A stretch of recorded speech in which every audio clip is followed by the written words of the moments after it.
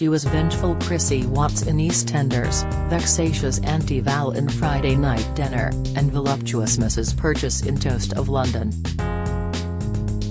Award-winning actress Tracy-Ann Oberman has sparkled in everything from unflinching crime dramas to twinkle-eyed farce. But if her parents had had their way, she'd have honed her performance skills in an entirely different theatre, the courts of law. And 14 million viewers would have been robbed of the memorable sight of her bumping off-screen husband Dirty Den with a cast-iron Scotty dog doorstop. Known for her forceful views and no-nonsense attitude, Tracy-Ann tells me surprisingly that I was a very shy child. But that changed when her father took her and my sister to the cinema to see the amazing Mr. Blunden. I was 4 and I loved it. I lost myself in that, it was so magical. I knew immediately that I wanted to do that, to be part of that. She stuck to her acting dream growing up, even though her parents reacted, like all immigrant parents, saying, "Don't be ridiculous." They thought it was madness, like wanting to be an astronaut, and tried to push me into law as it was a paid profession. We used to watch Rumple of the Bailey and my father would say, "See, a much safer option. Oberman, 56, doesn't do safe, however." From Tomorrow, the Royal Shakespeare Company veteran plays a female Shylock in The Merchant of Venice 1936, which relocates the Bard's romantic comedy to East London on the cusp of the Battle of Cable Street, recasting Antonio and Portia as fascist blackshirts.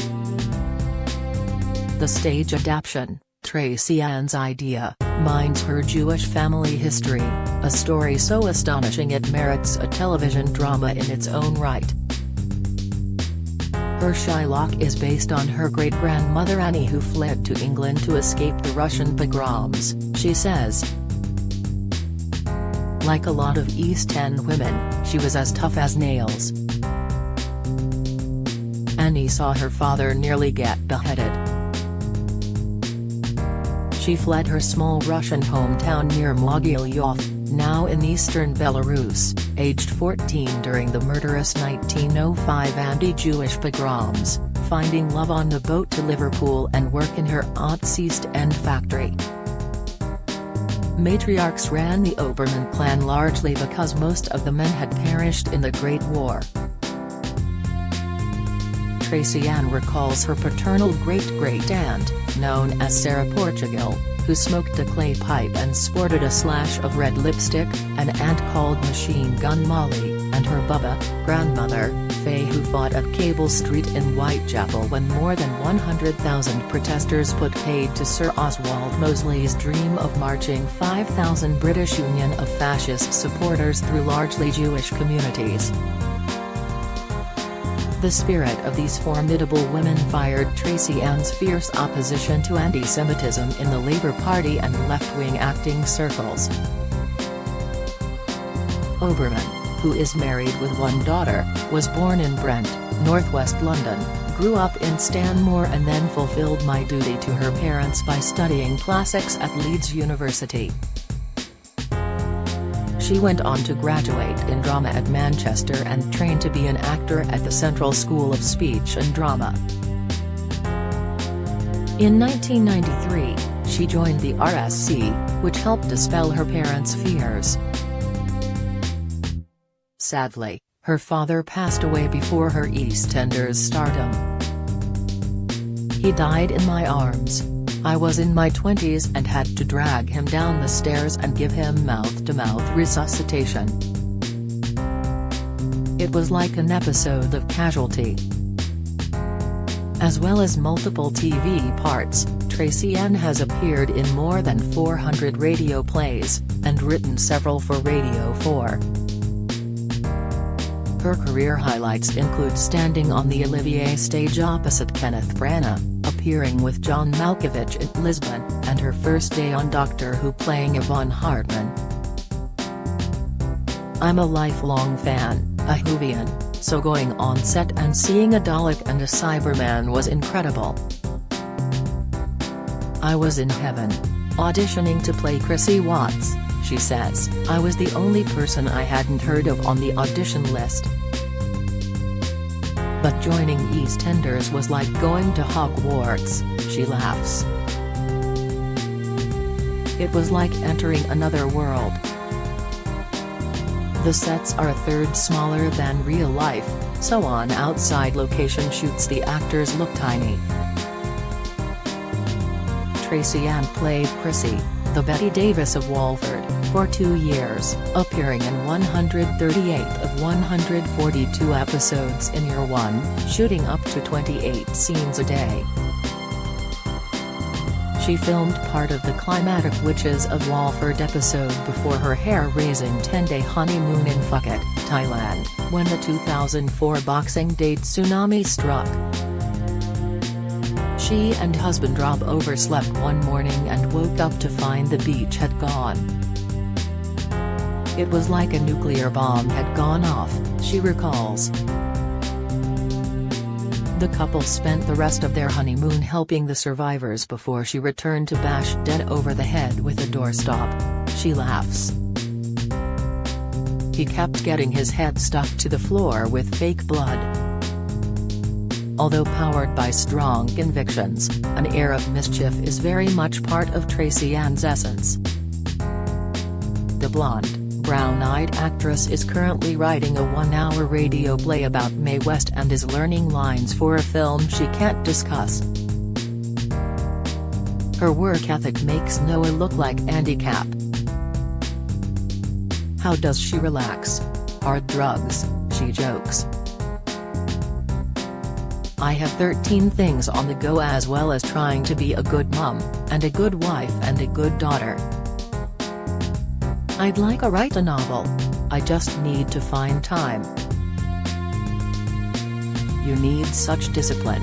Oberman has considered a spin-off comedy career. I did a stand-up course back in the day with my friend Simon Evans, says. I had to do stand-up 5 nights a week. I did 3. I got laughs, but I found it too lonely. I prefer working with people. People like Toast of London creator Matt Berry, a genius, she says.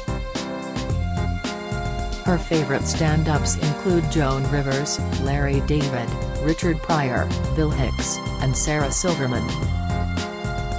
Ricky Gervais can be brilliant. That Golden Globes speech was one of the greatest pieces of TV ever. David Baddiel makes me laugh, he has the turn of phrase. Paul Ritter's death in 2021 put paid to hit Channel 4 comedy Friday Night Dinner. Not only was he an incredible human being, he was also a fantastic actor, she says. He filmed that and Chernobyl at the same time. He'd have his shirt off filming for hours and never complained. He was mesmerizing, the beating heart of the company. The ever-surprising Oberman acquitted herself well on Celebrity Mastermind, specialist subject, the Imperial Roman family. She'd caught the eye, Claudius Bugyung. I was the freak child reading Suetonius at 11. I must have been a real laugh. But it was exciting and salacious, like EastEnders with togas.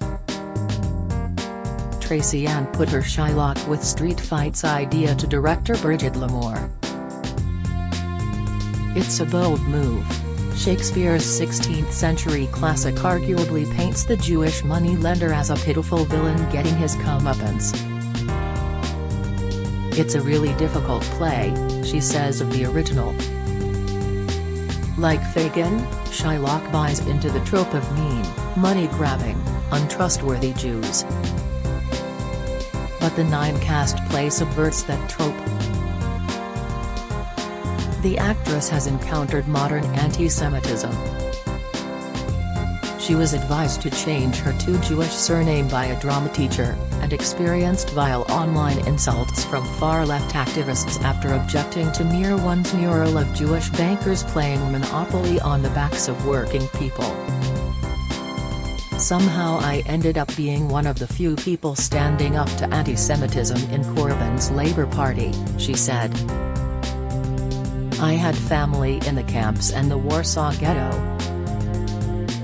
She ticks me off for a throwaway 2006 nose joke, although I assure her there was no hidden meaning." To Tracy-Ann, resetting Shylock as an anti-fascist heroine at the Battle of Cable Street reminds people of what a hopeful moment that was, and how we are stronger together, instead of splitting communities up to compete in the oppression Olympics.